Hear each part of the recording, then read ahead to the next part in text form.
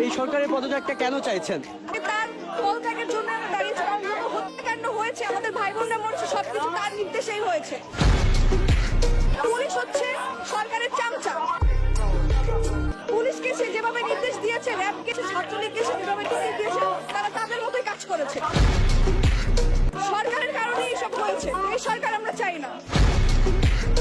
আমি যদি ভয় পেতাম তাহলে এখানে এসে দাঁড়াতাম না। আমি জানি না আমার কি হবে, কারণ আমরা তো এখনো স্বাধীন না। যদি আমাদের এই সরকার পদত্যাগ করে তাহলেই আমরা আসলে স্বাধীন নাগরিক হতে পারবো। স্বাধীনতা শুধু 1971 সালে এসেছে শেখ পরিবারের জন্য, আমাদের জন্য না। কারণ আমরা এখনো বাক স্বাধীনতা পাই নাই, আমরা কথাই বলতে পারি না। কথা বলতে গেলে আমাদের ভয় পেতে হয়।